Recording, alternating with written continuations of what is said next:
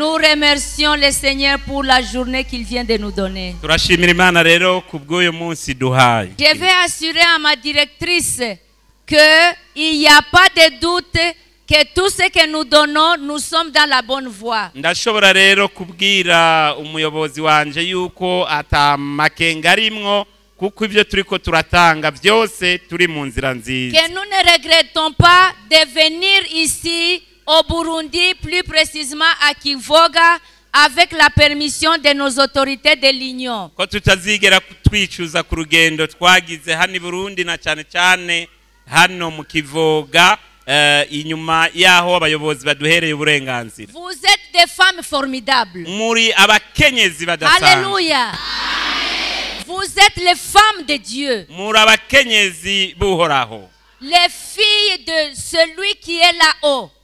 Abakobwa buri hejuru. Voir votre aspect. Iyo tubitegereje uko mugaragara. Votre sourire. Akamwemwe mufise. Bien habillé. Ingene mwashajije. Aujourd'hui vous brillez encore. Uyu munsi murakayangana kandi. Imana ibahezagire.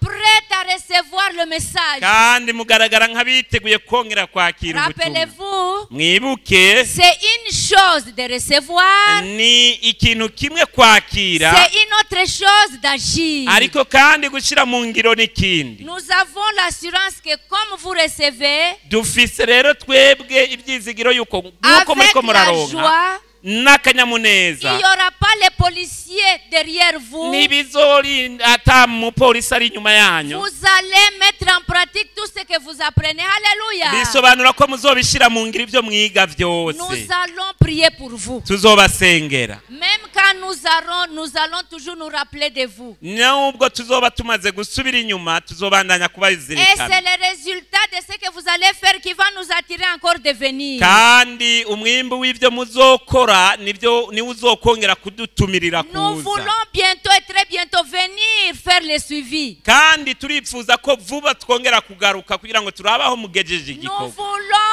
avoir de bons résultats. Turakeneye umwimbu mwiza. Les filles de Dieu. Abigeme ba Kristo. Allez. Nimugende. Allez. Nimugende. Transformer Burundi. Maze muhindura Burundi. Amen. Amen. Allez changer Burundi. Genda muhindura Burundi. Commencez à changer vos maisons. Mutangure guhindura abo mu ngo zanyu. Puisque Dieu a déjà précédé. Kubera yuko Imana yabitangiye. Soyez transformés. Ni rero ni mube abahinguwe. Assurons-nous que tout ce que nous avons demandé à Dieu, il va nous le donner selon sa volonté. Kandi mugira ivyizigiro yuko ivyo twasavye Imana izobibaha n'ivyaba bihuje n'ubugombe bwayo. Imana ibahezagire. Que Dieu vous bénisse. Imana ibahezagire. Que Dieu bénisse nos autorités. Imana ihezagire abayobozi bacu. Soyons des femmes de prière. Nimureke tuba abakenyezi b'amasengesho. Notre combat nous le menons avec les prières. Kubera yuko intambara yacu tuyigwana biciye mu masengesho. Tous nous avons des problèmes. Twese tugendana ibibazo. Mais puisque Dieu est avec nous, ariko kubera yuko Imana iri kumwe natwe, il prend soin de ça. Yamitwitwararitse. Quand vous vous mettez au travail, kandi iyo mugiye ku gikorwa, Dieu prend soin de vous. Amen. Imana iraheze ikabana namwe. Laissez-moi vous dire. Nimureke ndababwira. Quand je commençais ce ministère, igihe natangura iki gikorwa, j'ai commencé à voyager quand mon premier enfant avait 5 mois. Natanguye gufata ingendo umwana wanje wa mbere yari afise amezi 5 y'amavuko. Et elle pleurait beaucoup. Kandi yari umwana yamarika ararira. Je ne pouvais pas la laisser. Kandi sinari gushobora kumusiga. Je me rappelle quand je quittais cette fois-là le Congo et on avait un séminaire à Abidjan. Muri ico gihe ndibuka twategerezwa kuva Congo twerekeze Abidjan muri Côte d'Ivoire. Avec ma fille de 5 mois. Na wa mukobwa wanje w'imyaka w'amezi 5. Arrivé à l'aéroport à Kinshasa. Tumaze gushika kuri aéroport Kinshasa. Certains des pasteurs avec qui on voyageait. Bamwe mu bapastor twari kumwe muri ugo rugendo. Puisque dans l'aéroport il faisait tellement chaud. Kubera yuko ku kibuga c'indege hari hashushe. Et l'enfant n'était pas à l'aise. Maze umwana akaba atamerewe neza. Elle pleurait. Yararira. Maintenant, un pasteur maze umwungere umwe qui a commencé à dire à l'autre pasteur avec qui on partait. atangura kubwira uwundi mupasitoro twari kumwe muri urwo rugendo. N'est-ce pas, c'est pourquoi nous ne voulons pas que les femmes puissent être impliquées dans les ministères. Ni ngo acatangura kumubwira ati ibi nivyo bituma abakenyezi badakwiye Regardez kuja mu comment sa gikorwa. fille fait des bruits. raba ingene umukobwa wiwe ariko Et aradurenza on urwamo. partait à la session. kandi aho twari tugiye mu nama nkuru zitoranya. Mais ma directrice de la division pendant cette période-là, c'était à Abidjan. noneho rero division yari Abidjan. Madame Anne-Marie la connaît, elle s'appelait Metonou. muri ico gihe madame Anne-Marie aramuzi yitwa Metonu. Elle m'aimait beaucoup. yarankunda cyane. Elle avait déjà préparé une fille pour garder ma fille. yari yamaze kuntegurira uwindi mwigeme azoheza akamfasha uyo Et mwana. quand j'ai entendu ce que le pasteur disait, maze igihe numva iby'aba bapasitoro bariko barongorerana, j'ai dit, Seigneur, pardon. narikoze ku mutima ndagira Ne nti permets pas que mwami ma fille soit tubabarire. une pierre d'achoppement. ntuwemere yuko uyu mukobwa wanje aba inyanduruko Je vais y'amatara. travailler pour toi. jewe ndipfuza kugukorera, Aidez-moi. numfashe.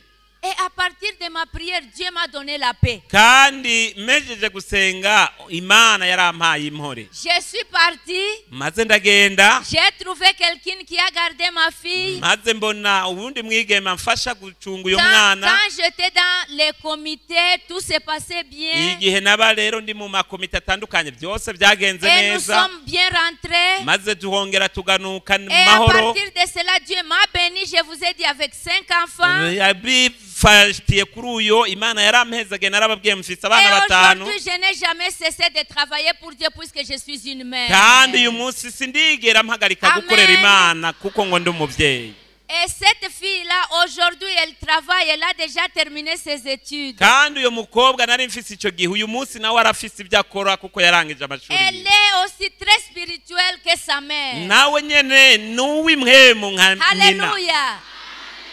Rien ne peut nous empêcher. nta kintu na kimwe rero cotubuza kubandanya. Si vous avez quelque chose qui vous empêche, donnez ça à Dieu. nihaba rero hari ikintu mubona kibabangamiye gishobora kubabuza urugendo gishikanira Imana, C'est ton secret avec ton Dieu. kandi ukigira ibanga n'Imana Ne yawe. cache pas ta faiblesse. ntuzuhishe intege nke Nous zawe. répétons encore, si vous en avez encore, mettez dans la boîte. turabisubiyemo kandi ntihaba hari ikintu ubona nk'intege nke gishiraho Chaque mu jour, nous kakarata. prions, demain nous clôturons, nous allons brûler ça.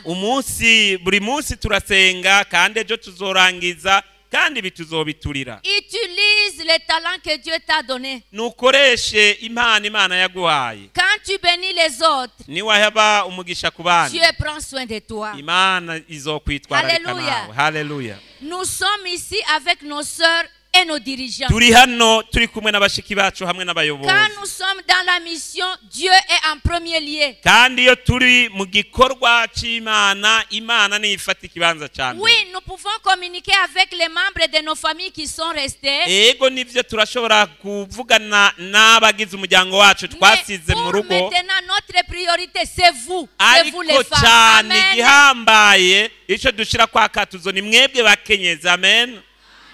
Tous les jours ici, jusqu'à demain, nous ne pensons qu'à vous les femmes d'ici au Burundi. iminsi yose mbere gushika ejo nta handi twiyumvira uretse kuri mwebwe hano C'est mu Burundi. mercredi que nous allons commencer à penser encore à la maison.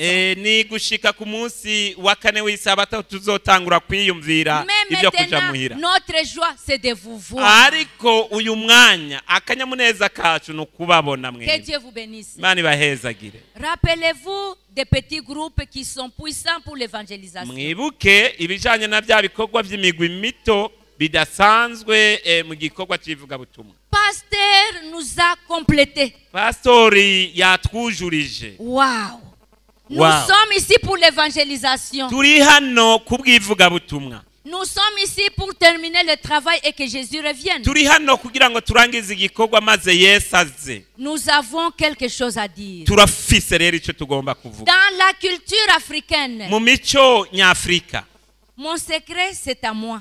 ibanga ni iryanje ni iryanje Mon nyine. histoire, c'est à moi. inkuru yanje iyi nyereke ni iyiwanje nyine. Chère sœur Nilde, mukundwa Nirde, Ici chez nous en Afrique, twebwe hano iwacu muri Afrika nous avons essayé, twaragerageje mais nous n'avons pas encore réussi. ariko ntitwigeze tubishobora. Nous avons les livres de méditation des femmes, hein, le ministère turafise des femmes, igitabo mu gisata c'abakenyezi dukoresha mu kuzirikana ijambo où ry'Imana, nous demandons aux femmes de donner leurs histoires. aho twama turiko turasaba abakenyezi ngo badusabikanye inkuru Où nous zabo, vous demandons de donner vos aho témoignages. tubasaba ngo muzane ibishinga ntahe vyanyu. Je remercie le Seigneur puisque pasteur a parlé aussi des témoignages. Ndashimira Imana kubera yuko pastor yavuze ibijanye no gushinga intahe. Mais ici en Afrique, c'est difficile aux femmes de s'ouvrir et donner leurs histoires, ariko n'est-ce ikimaze pas? kugaragara hano muri Afrika biragoye cyane kubona abakenyezi bemera kwiyugurura bagatanga ibishinga ntahe vyabo. C'est pourquoi dans la plupart des méditations, de notre livre de méditation, il n'y a pas beaucoup de femmes qui donnent les histoires du Burundi, Ni naco du gituma mu bitabo Congo. byacu byo kuzirikana aho uzorondera inkuru yaje ivi Burundi canke i Kongo ukayibura. La sœur Anne-Marie, vous connaissez, quand elle travaillait avec moi, c'était difficile de trouver les histoires. Mushiki wanje Anne Marie arayibuka igihe twakorana yuko byari bigoye kubona inkuru yaje ituruka hano. Je pense qu'à partir de maintenant, None rero ndiko ndavyiyumvira uyu munsi, pasteur président, pastor muyobozi, j'espère que nos femmes vont donner des histoires. ndizigira noneho ko abakenyezi bazohora basabikanya n'abandi inkuru Comme zabo, vous aviez donné des témoignages ici, nk'uko mwabikoze mugatanga ibishinga ntahe hano, donnez vos témoignages. nimutange ibyo bishinga ntahe. Nous allons partager avec les femmes qui souffrent comme vous avez souffert. Ibyo bishinga ntahe tuzobisabikanya n'abandi bakenyezi bafise ingorane nk'izo mwaciyemo. Ce n'est pas que quand vous donnez vos histoires, on va vous ridiculiser. Non. Ntibisobanura ngo nimwatanga ibishinga ntahe byanyu maze ngo abantu bazoca Nous babakengera. voulons Oya, que vos histoires renforcent la ariko foi des autres dukeneye femmes. yuko ibishinga ntahe byanyu bifasha gutera intege ukwizera kw'abantu. Combien de femmes seront prêtes à partager, Bene abakenyezi bangahe biteguye gusabikanya ibishinga à ntahe, partager leurs histoires? abasabikanye inkuru zabo Ah, ibishinga ntahe elles byabo. hésitent encore. N'ubu muri cakekeranye. Amen. Amen. Quand vous partagez votre histoire, Dieu vous bénit. Iyo mutanze igishinga ntahe cyanyu Imana irabahezagira. Amen. Amen. Amen.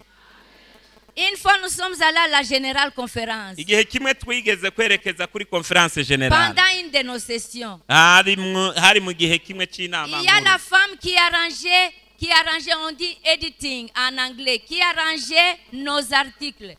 Hariho umukenyezi yarajejwe gutunganya inyandiko, Et quand nous étions en train de suivre les sessions, kandi igihe twariko turakurikirana ibikorwa by'inama, une femme est venue me dire, umukenyezi yaraje arambwira c'est toi Maloba, Debbie Maloba? ngo ni wewe witwa Debbie Maloba. J'ai dit oui. Maze ndavuga nti On a dit, yego. on vous attend dans les bouffes des ministères des femmes.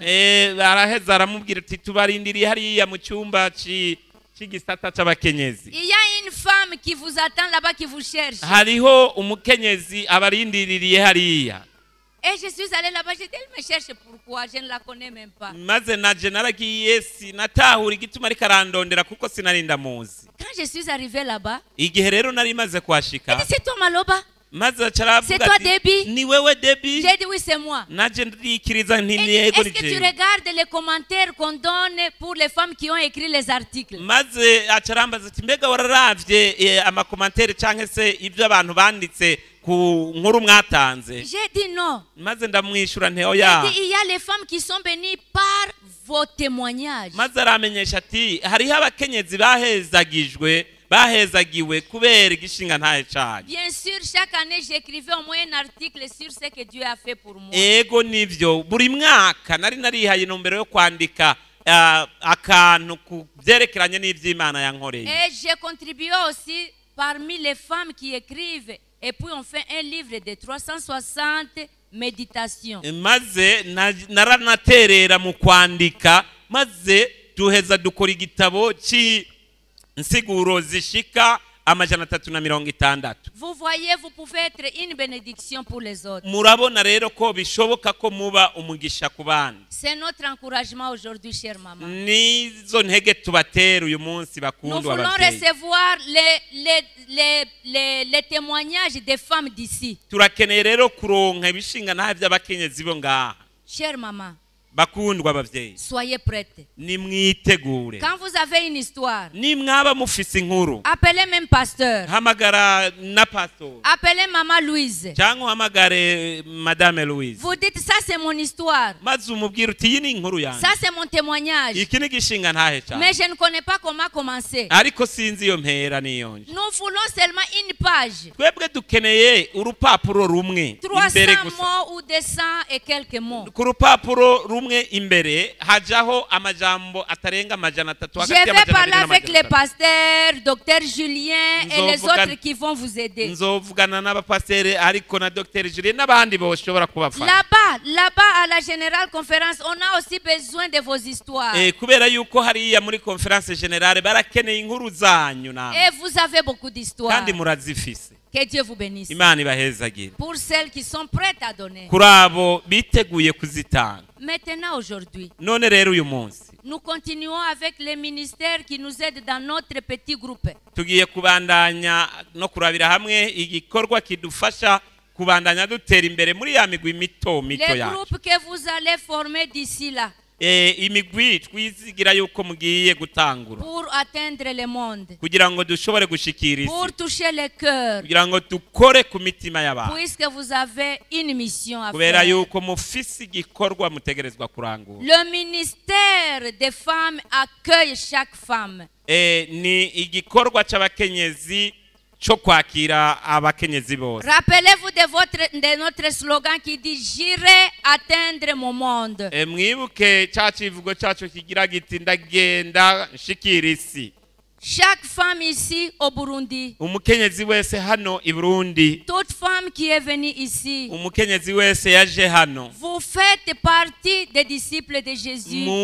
muri cya gitigiri c'intumwa za Vous Yesu faites partie des bien-aimés de Jésus. kandi mu gitigiri c'abakundwa ba Yesu Dieu vous demande d'accomplir sa mission, kandi Imana ibasaba kugira ngo mushitse ishimwe giye abahamagaye de dire la parole, à partager la parole. kugira ngo muvuge iryo jambo ry'ubutumwa bwiza murisabikanye n'abantu D'entendre la parole et la vivre dans votre kugira ngo foyer. mwumve mutege ugutwi ijambo maze mube nk'uko ijambo ribabwiye Sachez que personne ici n'est exempté. mumenye yuko atanumwe akingiwe ngaha Vous n'avez aucune exception et cause à vous défendre. eka nta mvo n'imwe mufise nta n'ubushobozi bwo Vous kwigwanirira devez atteindre le monde. ni ngombwa mwumve yuko mutegerezwa gushikira isi Femme pour Christ.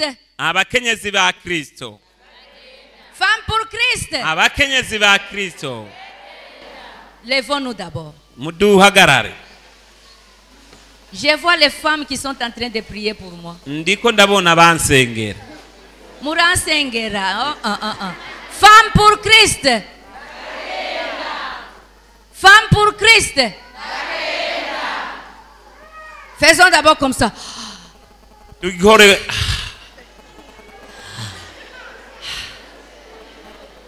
Courons un peu. 1, 2, 1, 2, 1, 2, 1, rimwe 2, kabiri 1, rimwe 2, kabiri 1, rimwe 2, kabiri 1, rimwe 2. kabiri rimwe kabiri Tournons un peu. 1, 2, 1, 2, 1, 2, 1, 2, 1. Courons un peu vite. Ciane. Amen. amen Wow.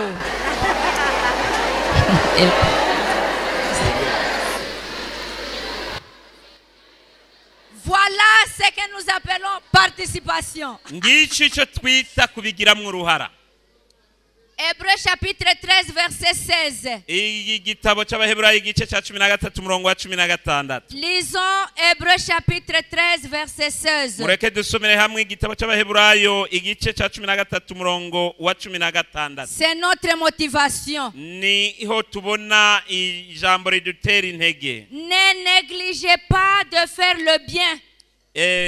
kugira ngo ntukigire ubuntu ntimukabyibagire kuko imbabazi bimeze bityo Et de partager ce que vous avez. hamwe no gusabikanya ibyo mufise Ne négligez jamais de faire le bien. ntimukabure gukora icyiza et de partager ce que vous avez. na hamwe no gusabikanya ibyo mufise. Sachez que Dieu, il nous bénit toujours. Kubera yuko Imana iduhezagira buri gihe. Tous nous sommes bénis. Twese twarahezagiwe. Et nous sommes bénis de façon différente. Kandi twahezagiwe mu buryo butandukanye. Et quand nous sommes bénis par Dieu, Kandi iyo tumaze kuba twarahezagiwe nous n'Imana, devons partager ce que Dieu nous a donné. bica dusabwa rero gusabikanya n'abandi vy'Imana yaduhezagiye. Souvent, nous sommes égoïstes. Rimwe na rimwe hari aho tugaragara nk'abikunda cyane. Et ça, c'est l'esprit humain. Kandi uko niko kamere y'umuntu imeze. Nous chérissons tout ce que nous avons. Kubera yuko twamana ntaryo twikwegera ko tugahimbarwa n'ivyo dufise. Je vais vous donner l'exemple de mon pays. Ndaja kubaha akarorero ko mu gihugu cy'iwacu. Permettez-moi une minute. Mon pays, le Congo. Igihugu cy'iwacu ni Kongo. Vous savez, chez nous au Congo, Murazi twebwe hariya muri Kongo, les femmes, abakenyezi même les hommes, hamwe n'abagabo ils valorisent plus l'habillement que même le manger. barasha agaciro cyane imyambarire bakanabirutisha n'imfungurwa Ils bafungura. parlent de la sape. Bavuga ngo gushaza. Et les femmes, Kandi abakenyezi elles s'habillent avec les couleurs. bambara n'amabara yose. Elles mixent les couleurs. Usanga bacangitiranije amabara Les atandukanye. jours qu'elles portent rouge, je pense même ici, Ndibaza ko na hano ariko vyoba biri igihe bambaye les souliers doivent être rouges. impuzu itukura y'ibara ritukura Les pagnes rouges. n'ibirato biba bitukura, Même igitenge les gitukura, sacs à main rouges. eka mbere n'agashagoshi ko mu kuboko Amen. gatukura. Je pense ici aussi. Ndibaza ko naho ariko vyoba biri. Quand c'est bleu du haut en bas. Iyo ari ubururu n'ubururu guhera ku mutwe gushika hasi. Quand c'est noir, il mélange les couleurs. Iyo ari umukara baracangitiranya amarangi. Et ça, quelquefois, ça donne un problème. Kandi rimwe na rimwe ivyo birazana ikibazo. Puisqu'aujourd'hui nous parlons de services communautaires. Kubera yuko uyu munsi tuvuga ibikorwa byo kugira neza. Dans nos groupes, nous pouvons aussi utiliser les dons de données comme un service et un ministère. Kandi muri ya migwi turashobora gukoresha ibijanye no gutanga kigahinduka igikorwa turiko turakora. Alors souvent quand vous demandez, Rimwe na rimwe rero iyubajije. aujourd'hui nous allons visiter l'orphelinat. Maze tukavuga duti uyu munsi turaja kugendera ikigo c'imfuvyi. Nous allons visiter des femmes célibataires. Turaja kugendera abakenyezi bibana bonyene. Nous avons des nouveaux baptisés qui n'ont pas de moyens. Turaja kugendera ababatijwe bashasha batagira uburyo. Chère maman, donnez tout ce que vous avez, que vous n'utilisez plus pour que nous puissions aller donner. Maze ugatera kamugira uti bavyeyi ni muzana ibyo mufise mutagikoresha tugende kubitanga. Beaucoup de fois, Kenshi la gashoboka femme va dans sa garde-robe. uyu mukenyezi araheza akagenda aho ashira impuzu ziwe, Elle fait des va-et-vient. agakubita umutwe hirya nino, Elle regarde tout ce qui est dans la garde-robe. yitegereza aho ashingura imyambaro yiwe. Elle n'est pas prête d'enlever un seul habit. Maze bikamubera ikibazo Elle n'est gukuramo pas prête umwambaro d'enlever umwe, un soulier.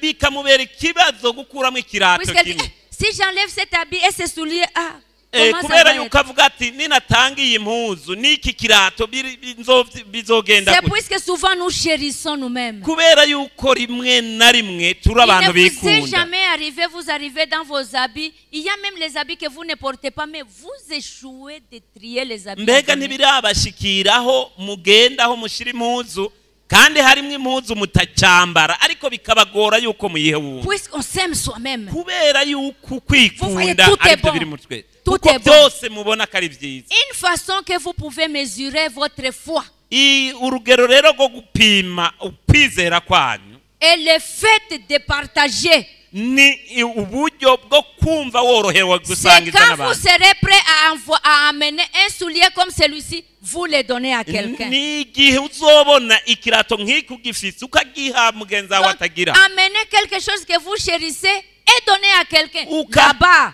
vous avez dépassé maintenant les bornes. Kuzana ikintu wakunda cyane maze ukagiha uwundi, aho niho muzoba mumaze kujabuka.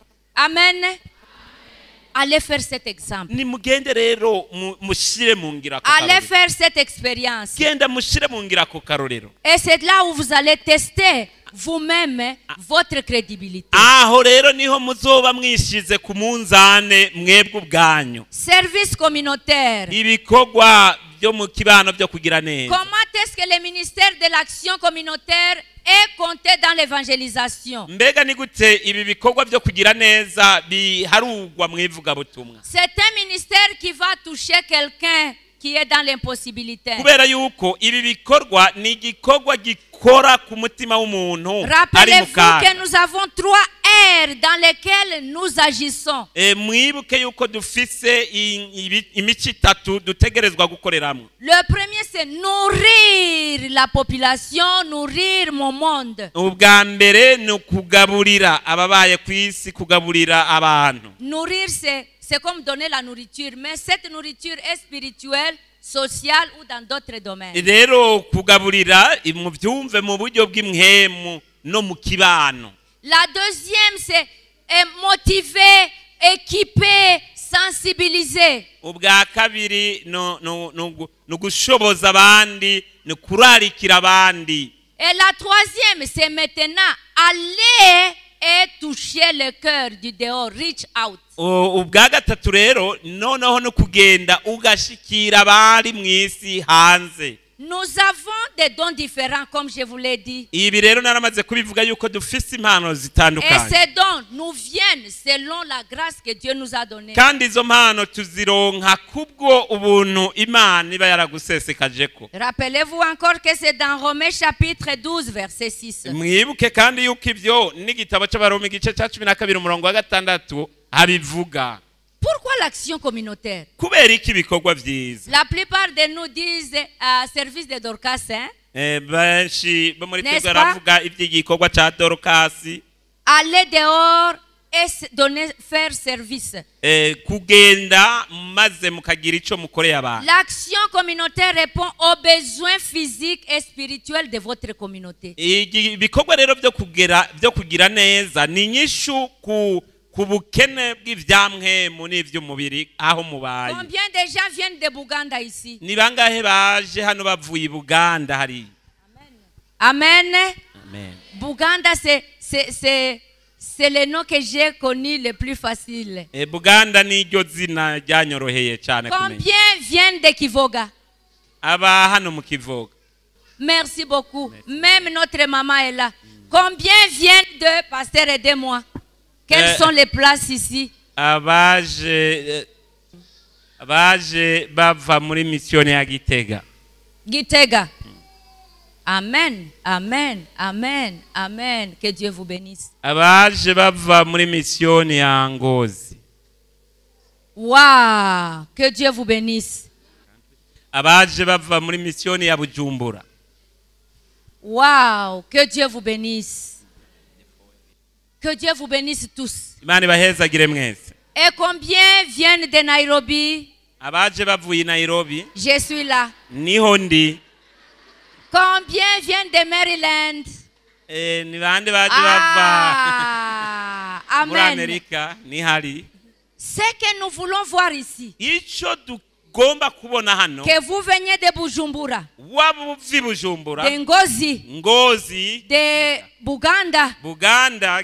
de Kitega, Gitega. de Kivoga, Kivoga. de Nairobi, Nairobi. de Maryland. De Maryland. Vous avez une communauté. Mwese murafise ikibano. Amen. Aho mubaye. Amen. Amen. Amen. Maintenant, la question que je dois vous poser, Ikibazo rero mpeza nkababaza niki? est-ce que nous connaissons les besoins physiques et spirituels de là où nous venons? Mbega twoba tuzi ubukene bw'iby'imwemu n'ivy'umubiri byaho tuva.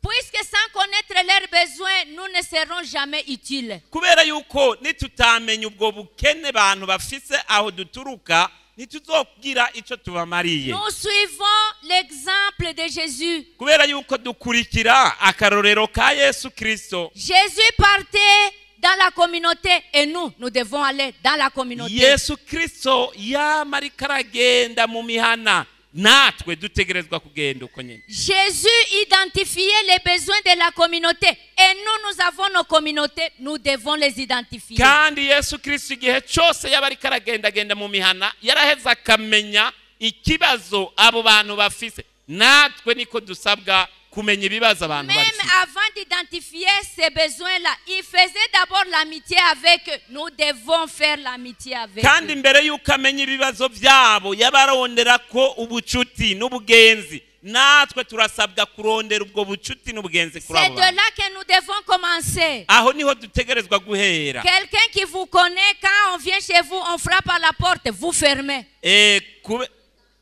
Quelqu'un qui vient frapper à la porte, vous fermez la porte, vous ne voulez pas recevoir les gens. Umuntu rero aje agadodoraho mubaye muca mwugara umuryango kuko mudakeneye kwakira On abantu. connaît, on vous donne même les noms. Cette femme adventiste là, elle n'est pas gentille. Abantu rero baramaze no kubamenya, barashobora kubavuga no mu mazina yanyu bakagira bati uyu mukenyezi w'umu-adventiste afise imico mibi. Vous n'êtes pas près de la communauté puisque vous êtes une femme adventiste, vous êtes mi-femme, ministère des enfants, comptable, enseignante, infirmière. Abantu muranka kwegerana nabo maze mukitarura kubera yuko muri abamifemu, muri abaganga, muri abakontabule, muri ibiki n'ibiki. Comment allez-vous faire l'amitié avec eux? Mbega none muzoheza mugira ubucuti n'abantu gute? C'est ce qui nous bloque d'aller évangéliser. Ngivyo ibitubuza kuja kuvuga ubutumwa. Même quand vous venez avec votre soutien, les gens ne peuvent pas accepter. Mbere abantu bamwe ntibashobora kubakira nubwo mwoza mubaza n'imfashanyo. Regardez-moi ici. Nimurabe jewe nga. Pasteur, il peut voir que moi je n'ai pas d'appareil. Arashobora kubona yuko jewe ntafise telefone. Mais regarde, il veut me donner l'appareil. Akaba agomba kumpa telefone. Il ne sourit pas. Ntatwenga. Il me méprise. Kandi arankengera. Est-ce que je vais le recevoir? Mbega mwibaza ko ndayakira. Essaye. Essayez, pasteur. Pasteur, soyez strict. Il sourit, là je peux accepter. Il a échoué, mais regardez-moi. Mais regardez-moi, je lui donne. C'est ce que nous faisons tous. Même si vous avez quelque chose qui va résoudre les problèmes de la personne, mais si vous n'avez pas l'amour, elle ne reçoit pas et ça ne va pas agir.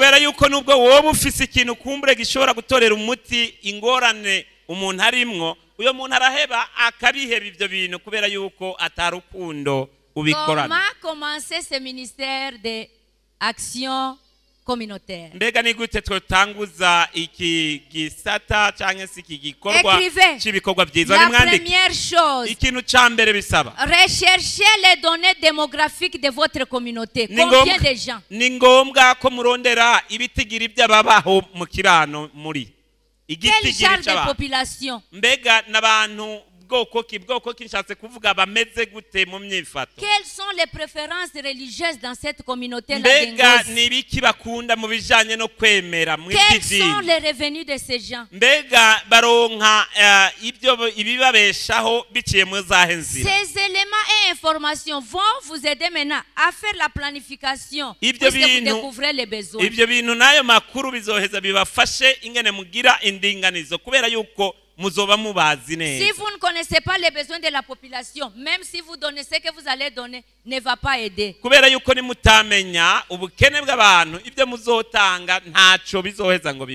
vous mêlant aux gens comme Jésus s'est mêlé aux autres, je vous l'ai dit. Et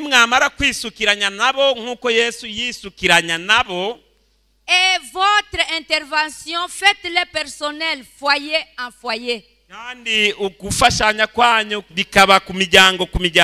Sachez que votre objectif, c'est de partager l'amour de Jésus à ces gens-là pour qu'ils viennent. Demandez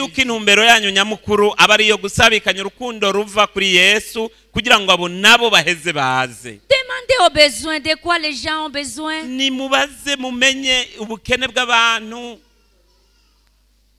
Qu'est-ce qu'ils ont besoin? Vous pouvez utiliser des questionnaires. Vous pouvez poser des questions. C'est comme ce que nous allons faire aujourd'hui. kandi ni navyo tuja gukora uyu munsi. Je suis en train de faire une étude. Ndiko ndakora icigwa kanaka. À part les 6 défis que nous avons dans les ministères des femmes. Ha ruhande y'intambamyi zitandatu dusanganywe mu gisata c'abakenyezi. Quels sont les autres défis que nous avons après le Covid? Mbega ni zihe zindi ntambamyi dufise ubu inyuma ya Covid? Nous allons vous poser des questions. Turaja kubabaza Et ibibazo. comme ça va aider notre division à voir encore comment nous allons plus que les 6 défis que nous avons déjà sur lesquels nous travaillons. Ibi rero bizoheza bidufashe muri division yacu kongera kuri za ntambamye zitandatu twari dufise mu gisata c'abakenyezi kugira ngo ziboneke n'izindi biheze biduha intumbero yo gukora. Même dans les services communautaires, c'est la même chose. Eka mbere no muri ibi bikorwa vyiza byo mu kibano niko bitegerezwa. Ne ramassez pas seulement les choses pour ramasser alors que vous ne connaissez pas les besoins. Ntimugapfe kwegeranya ibintu gusa mu ntumbero yo kuvyegeranya kandi mutazi ico abantu bakeneye. Là vous allez faire un travail inutile. Kuko muzokwisanga muri ko mukora igikorwa c'imfagusa. Et aussi si vous voulez être béni, kandi nimwaba mwipfuza guhezagirwa, donnez ce que vous-même vous appréciez. Nimutange ico namwe mubona ko kibereye mwo kwakira. Puisque souvent on a vu quand on donne les paniers, on dit amenez tout ce que vous avez pour que nous puissions aller partager. Vous cherchez les plus usés là, des choses que vous avez rejetées. Dieu ne peut pas. Kubera yuko kenshi iyo batangaje itangazo ngo muzoza nibyo tuzofasha abantu, mugenda kurondera imishire y'ibintu mutacambara mutokoresha akaba ari byo muzana ngo mugomba mu abantu. Vous donnez les chaussures des enfants qui sont déjà usées. Mukazana ibirato byamaze kucikagurika. La blouse qui a déjà des trous. Iburuzi yuzuye ibiremo. Comment vous vous sentez quand vous donnez cela? Mwe mwiyumva gute iyo muri ko muratanga ibintu? Sachez qu'à la fin Dieu va dire quand j'étais nu, vous m'avez vêtu. C'est avec les habits de lambeaux. Mwibaza ko Imana izovuga ngo igihe nagenda amenya mwaranyambitse muzanye ibyo bintu by'ibiremo. Donnez ce que vous appréciez. Nimutange ibyo namwe mushobora kwakira. Vous pouvez préparer votre groupe avec des séminaires avant d'aller faire ces services communautaires. Rero ni byiza yuko mutegura umugwi wanyu mugakoresha amahugurwa nkaya imbere yuko mugenda kuri ico gikorwa ciza. Et quand vous allez, vous serez efficace. Kandi ni mwagenda mwabikoze uko Vous muzogira pouvez amahirwe. aller même au-delà de distribuer seulement pour... Il y a même des maisons et des foyers où il y a des disputes et des dislocations puisque la femme ne connaît pas préparer. Mbere murashobora kuja gukora n'ibirengeye gutanga ibintu gusa kubera yuko hari ingo usanga ziriko zirasambuka. Ikibazo ari ikihe ari uko umukenyezi atazi gutegura imfunguko uyo mukamufasha. Dans votre petit groupe là, mu migwi yanyu rero mito, décidez aussi de ce que vous allez faire dans la communauté. Nimutoranye ibyo muzokora mu kibano. Vous pouvez faire des expériences ou des démonstrations de cuisine. Murashobora gukora mugashiraho integuro ifasha ibyo gukinjika. Vous pouvez faire des séminaires sur la réduction des stress. Kambere mugakora n'amaseminari kubijanye n'ingene mwogabanya ibyo gutumutwe bigwiriye muri kino gihe. Surtout pendant la période où les enfants sont en train de se préparer pour aller à l'école. Les parents sont stressés. Ils n'ont pas de cahiers, ils n'ont pas des uniformes, ils n'ont pas de minerval.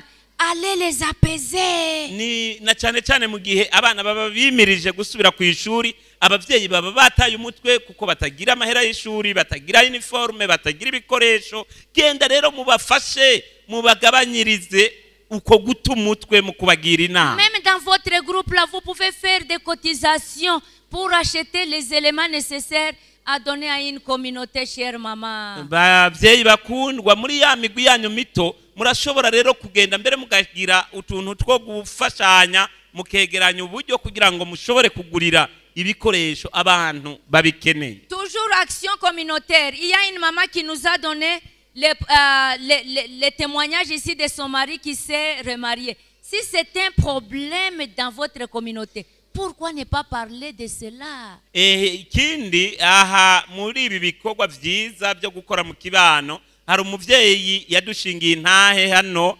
ingene umugabo wiwe yafashe ingingo yo kuzana uwundi mukenyezi. Ni kubera iki mutotegura ivyigwa byo gufasha abantu bene abo? Aujourd'hui, avec la langue ici, vous pouvez même organiser beaucoup de programmes. Il y a beaucoup de programmes que vous pouvez faire dans la communauté. Uyu munsi turavye ibijanye n'indimi hariho integuro nyinshi mushobora gukora zo gufasha ikibano. Rappelez-vous ces petits groupes, c'est pour l'évangélisation. Mwibuke iyi migwi miti ntumbero yayo nyamukuru nivuga butumwa. Renforcer les nouveaux venus. Aho tuba twifuza gukomeza abizera bashasha. Transformer la communauté. No guhingura ikibano.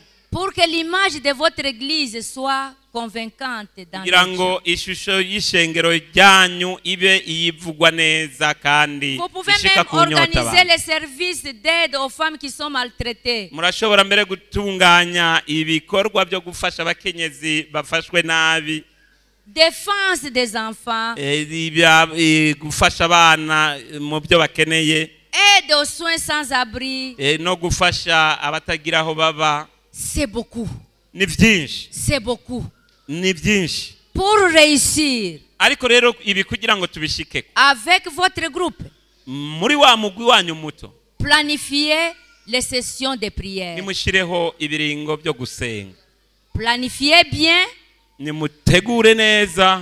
Et adaptez bien votre programme aux besoins de votre communauté. Maze integuro yanyu muyitunganya mwisunze ibyo mukeneye ngaho muri kibano. Mais aussi aux ressources que vous avez chez vous. Kandi mufatire no ku buryo mushobora kuronka. Encore la méthode de Jésus-Christ est la meilleure.